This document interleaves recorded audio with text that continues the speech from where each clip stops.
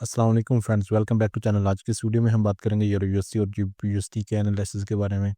सबसे पहले पिछले हफ्ते की रीकैप देखेंगे, फिर सीओटी रिपोर्ट का एनालिसिस करेंगे और फिर आने वाले इंपॉर्टेंट न्यूज़ इवेंट्स पर नज़र डालेंगे जो मार्केट को मूव कर सकते हैं। तो चलिए बिना टाइम वेस्ट किए शुरू करते हैं। पिछला हफ्ता फॉरेक्स मार्केट के लिए काफ़ी वोलेटाइल रहा। चलिए सबसे पहले मेजर न्यूज़ और उनका इम्पैक्ट देखते हैं। सबसे पहले जीबीपी क्लेमेंट काउंट चेंज की बात करते हैं। यहाँ पर एक्चुअल हमारे पास इसका डाटा जो है वो 22 के आया है, लेकिन फोरकास्ट 10 के थी।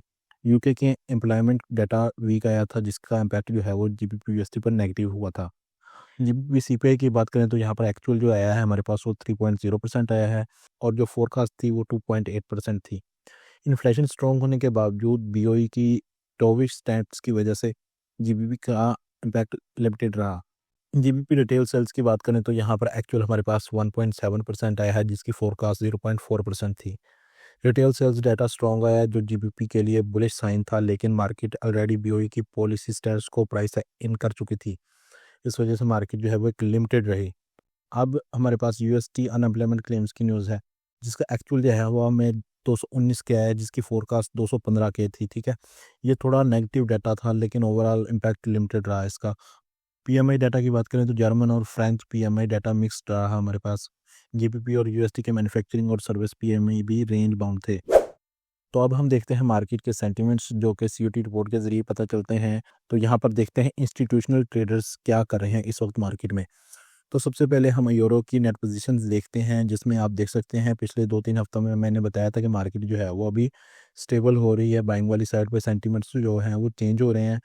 जैसा कि लास्ट वीक में मैंने बताया था कि हमारे पास नेट पोजीशन जो है वो -64 के पर आ गई हैं और इस वीक में हमारे पास जो है वो इंक्रीज़ हुई हैं नेट पोजीशंस, जो कि -64 से -51 तक आ गई हैं। ठीक है, जिसका सीधा-सीधा मतलब है कि यूरो यूएसडी जो है अब थोड़ी बहुत जो है वो बुलिश मूवमेंट दोबारा फिर देगा इस वीक में दोबारा। ठीक है, लास्ट वीक में मैंने बताया था कि मार्केट जो है वो रिट्रेस कर सकती है और अल्हम्दुलिल्लाह वैसे ही मार्केट ने रिट्रेसमेंट दिखाई हमें। तो अब जो है हमारे पास थोड़ी बहुत जो है वो बुलिश मूवमेंट हो सकती है। तो यहाँ पर हम अगर इसको डीपली देखें तो यहाँ पर आप देख सकते हैं लॉन्ग और शॉर्ट चेंजेस में। यहाँ पर हमारे पास लॉन्ग चेंजेस में 4700 पोजीशन जो है वो नई ओपन हुई हैं और शॉर्ट चेंजेस में हमारे पास 8200 पोजीशन जो है वो क्लोज हुई है, जिसका सीधा-सीधा मतलब ये है कि मार्केट में सेंटीमेंट जो है वो शिफ्ट हो रहे हैं एक बार फिर। तो यूरो यूएसडी को जो है हम बाय के लिए देखेंगे कौन सी पोजीशन बन सकती है, क्या नहीं बन सकता। हम सारी चीज़ें जो है अपने टेक्निकल एनालिसिस में डिस्कस करेंगे। इसके बाद हम चलते हैं जीबीपी में। तो जीबीपी में भी लास्ट वीक में मैंने बताया था कि 2-3 वीक से जो है मार्केट वो अब जो है वो स्टेबल हो रही है। नेट पोजीशन जो है वो इसकी इंक्रीज़ हो रही है। जैसे कि आप देख सकते हैं यहाँ पर हमारे पास -21 के नेट पोजीशन थी, लेकिन अब उसके बाद हमारे पास डाटा आया -11 के का और अब जो है लास्ट वीक में हमारे पास -3 के रह गई थी पोजीशन, लेकिन इस दफ़ा जो है तकरीबन तकरीबन समझ लें कि ज़ीरो के पास ही आ गई हैं। ठीक है, -500 नेट पोजीशन रह गई हैं। ठीक है, जो कि बहुत अच्छी बात है जीबीपी के लिए। तो यहाँ पर भी अगर हम डीपली देखें शॉर्ट चेंजेस और लॉन्ग चेंजेस को, तो यहाँ पर हमारे पास लॉन्ग चेंजेस में 4400 पोजीशन जो है वो नई ओपन हुई हैं और शॉर्ट चेंजेस में देखें तो यहाँ पर जस्ट हमारे पास 2 के पोजीशन जो है वो नई ओपन हुई हैं। तो इसका सीधा-सीधा मतलब ये है कि अब जो है वो यूरो यूएसडी और जीबीपी यूएसडी जो है वो अप जाने की सूरत में है। लेकिन इसके बावजूद अगर हम नेक्स्ट देखें कि हमारे पास क्या सिचुएशन बन सकती है डीएक्सवाई की, तो यहाँ पर भी हम देखेंगे तो यहाँ पर हमारे पास जो सेंटीमेंट है इसको भी हम मद्देनज़र रखेंगे। तो यहाँ पर हमारे पास जो है वो देखने वाली चीज़ है कि मार्केट में क्या मूवमेंट बन सकती है, क्योंकि मार्केट में जो सिनेरियोज़ बन रहे हैं यहाँ पर वो थोड़े बहुत सेंटिमेंट के अगेंस्ट भी हो सकते हैं। ठीक है, तो यहाँ पर अब जो अगर हम देखें कि हमारे पास लास्ट वीक में 50 के पोजीशन थी और इस वीक में हमारे पास जो है वो 60 के पोजीशन हो गई हैं, जो कि इंक्रीज़ हुई हैं। तो यहाँ पर डीएक्सवाई के जो है वो इंस्टीट्यूशनल ट्रेडर्स शॉर्ट पोजीशन जो है उसकी क्लोज कर रहे हैं। ठीक है, और लॉन्ग चेंजेस चेक करें तो यहाँ पर हमारे पास नेट पोजीशन जो है वो 400 पोजीशन जो है वो ओपन नहीं हुई, जिसका मतलब ये है कि इंस्टीट्यूशनल ट्रेडर जो है वो शॉर्ट पोजीशन क्लोज करके लॉन्ग पोजीशन जो है वो अपनी होल्ड कर रहे हैं। ठीक है, सो इस वीक में जो है हमारे पास डीएक्सवाई एक डिप लेगा। डिप लेने के बाद वापस जो है हमें नेक्स्ट वीक में कुछ और पोजीशन नई ऐड होती हुई दिखेंगी इंशाल्लाह। अब चलिए देखते हैं अगले हफ्ते का इम्पोर्टेड इकोनॉमिक कैलेंडर जो मार्केट को मेजर मूव करा सकता है। सबसे पहले हमारे पास संडे को जर्मन फेडरल इलेक्शन है यूरो पर, इसका इम्पैक्ट आ सकता है डिपेंडिंग ऑन रिजल्ट, यानी कि जब इसका रिजल्ट आएगा तो उसके मुताबिक जो है वो इसका इम्पैक्ट भी होगा। ठीक है, मंडे को मार्केट में भी थोड़ा बहुत जो है वो गैप एक्सपेक्टेड बन जाएगा मार्केट में, जो है वो कोई ऐसी न्यूज़ आ जाती है यूरो के हवाले से। तो इसके बाद आ जाती है यूएससीबी कंज्यूमर कॉन्फिडेंस, फोरकास्ट इसकी 103 के है और प्रीवियस जो है वो 104.1 के है। अगर कंज्यूमर कॉन्फिडेंस वीक होता है तो यूएसटी पर बेरिश इम्पैक्ट हो सकता है। और इसके बाद हमारे पास यूएस प्रीलियम जीडीपी की न्यूज़ है, जो कि जिसकी फोरकास्ट 2.3% है, प्रीवियस 2.3% है। अगर जीडीपी डेटा स्ट्रॉन्ग आता है तो यूएसडी बुलिश हो सकता है। यूएस अनएम्प्लॉयमेंट क्लेम्स की बात करें तो यहाँ पर हमारे पास 220 के है, प्रीवियस 219 के था। अगर क्लेम्स अनएक्सपेक्टेडली इंक्रीज करते हैं तो यूएसडी जो है वो वीक हो सकता है। जर्मन प्रीलियम सीपीआई की बात करें तो यहाँ पर फोरकास्ट 0.4% है, प्रीवियस 0.2 के है माइनस में। और इन्फ्लेशन डाटा अगर स्ट्रॉन्ग आता है तो यूरो को सपोर्ट मिल सकती है और यूरो यूएसडी जो है वो अपसाइड मूव कर सकता है। US core PCE price index की बात करें तो यहाँ पर हमारे पास फोरकास्ट 0.3% है और प्रीवियस इसका 0.2% है। ये फेड का प्रेफर्ड इन्फ्लेशन मेजर है। अगर हायर आता है तो फेड रेट हाई की एक्सपेक्टेशन बढ़ सकती है, जो यूएसडी को स्ट्रॉन्ग करेगा। इसके बाद हम चलते हैं चार्ट्स में और देखते हैं हमारे पास क्या पोजीशन जो है वो बन सकती है। तो इस वक्त हमारे पास वीकली चार्ट ओपन है यूरो यूएसडी का, और जैसा कि लास्ट वीक में मैंने बताया था आपको कि मार्केट में जब तक ये रेजिस्टेंस जो है वो ब्रेक नहीं होती वीकली में, तब तक मार्केट ऊपर वाली साइड पे नहीं जा सकती। और मैंने ये भी बताया था कि मार्केट में जो है वो रिट्रेसमेंट एक्सपेक्टेड है, बिकॉज यहाँ पर जो है अगर आप जूम करें और यहाँ पर देखें तो इस कैंडल की जो क्लोजिंग है इसकी बॉडी के नीचे हुई है। ठीक है, इट्स मीन कि हमारे पास यहाँ पर ब्रेकआउट नहीं हुआ था। ठीक है, जो कि मैंने बताया था क्लियरली आपको।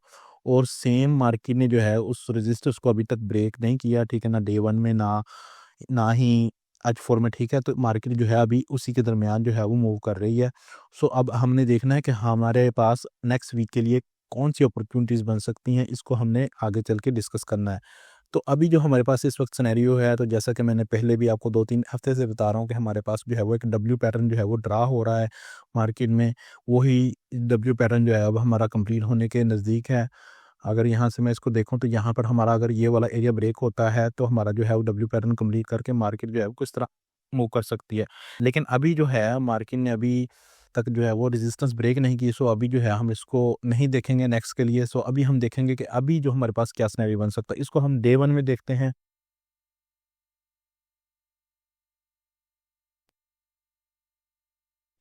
तो दोस्तों डे वन में जैसे कि लास्ट वीक भी मैंने बताया था कि मार्केट जो है वो एक्सपेक्टेड है रिट्रेसमेंट के लिए। तो यहाँ पर मैंने आपको बताया था कि मार्केट में जो है वो यहाँ तक हमारे गोल्डन जोन तक मार्केट आ सकती है। ये गोल्डन जोन मैंने H4 में भी मार्क करके दिया था आपको और डे वन में भी। ठीक है, तो यहाँ तक मार्केट माशाल्लाह आई और अल्हम्दुलिल्लाह मार्केट ने जो है हमें अच्छी खासी मूवमेंट दी, तकरीबन यहाँ से लेकर इस एरिए तक जो है हमें 100 पिप जो प्रॉफिट देखने को मिला अल्हम्दुलिल्लाह। लेकिन हमारे पास ये था कि जैसे कि मैंने बताया था कि अगर हमारी रेजिस्टेंस जो है वो ब्रेक नहीं होती तो हम इसको आगे जो है वो होल्ड नहीं करेंगे।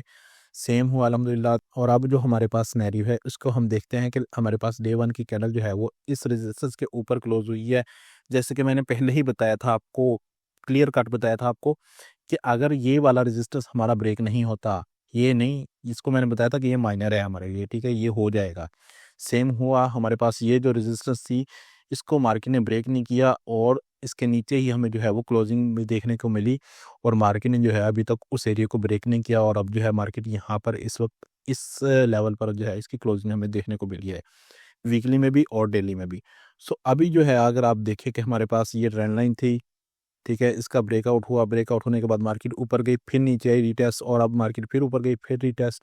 और अब जो है मार्केट ने फिर दोबारा रिट्रेसमेंट पकड़ी है और अब जो है मार्केट ने अगेन बायर्स को जो है वो एक मरतबा शिकार बनाया है। शिकार किस तरह बनाया है मैं आपको बता दूं कि यहाँ से ब्रेकआउट करने के बाद मार्केट डाउन। अब जो है मार्केट इस मरतबा जब भी ये कैंडल ऊपर वाली साइड इस एरिया के ऊपर हमें क्लोजिंग देती है, सो इट्स मीन कि अब जो है वो बुलिश मोमेंटम बहुत ज़्यादा हो चुके हैं। और इसके बाद जब क्लोजिंग हमें इस एरिया के ऊपर मिलती है तो हमारे पास ये वाला टारगेट जोन ओपन पड़ा हुआ है। ठीक है, ट्रेडिंग के लिए अभी भी हमारा वही टारगेट है, वही जोन्स हैं, वही सब कुछ चल रहा है मार्केट में। कोई चेंजेस नहीं है, ठीक है। सो जस्ट हमारे पास ये जो हमारी रेंज की रेजिस्टेंस थी अब वो सपोर्ट में कन्वर्ट हो चुकी है, और यहाँ से अब जो है वो मार्केट एक्सपेक्टेड है कि अप साइड में जाए मार्केट। लेकिन सवाल आता है कि कब। तो इसका जवाब है कि मार्केट जब इस एरिया को ब्रेक करेगी तब जो है हम इसको बाइंग की तरफ होल्ड करेंगे, ठीक है। अगर हम इसको सेल वाली साइड में देखें तो सेल हम जो है वो कैसे कर सकते हैं। सो करना हमने ये है कि H4 में जाना है। तो H4 में जब हम जाते हैं तो यहाँ पर देखते हैं कि हमारे पास जो है वो इस वक्त एक ट्रेंड लाइन भी आ रही है, ठीक है। ट्रेंड लाइन यहाँ से स्टार्ट होती है और इस एरिया तक जाती है। सो अभी जो है हमारे पास ये जो जोन्स हैं, अभी भी हमारे पास एक्सपेक्टेड है कि मार्केट यहाँ तक आए। अगर ये जोन से भी वापस मार्केट अगेन दोबारा वापस उठती है तो मार्केट जो है वो हमें अच्छी खासी बुलिश मूव दे सकती है। अगर इस सपोर्ट को मार्केट ब्रेक करती है, लेट्स से कि मार्केट यहाँ आती है और यहाँ से ब्रेकआउट करती है, नीचे आती है, तो यहाँ ये जो हमारी सपोर्ट है मार्केट यहाँ तक होल्ड करेगी, फिर ऊपर जाएगी, फिर मार्केट जो है वो नीचे वाली साइड में मूव करेगी। लेकिन यहाँ पर जो है हमारे पास सेंटीमेंट जो है वो हमारे अप साइड के हैं, तो मैं यहाँ पर जब भी देखूंगा मार्केट को बाइंग की तरफ ही देखूंगा अभी के लिए। आई होप कि यहाँ तक आपको समझ आ गया होगा। यूरो यूएसडी आपके लिए क्लियर हो गया। अब हम चलते हैं जीबीपी यूएसडी में।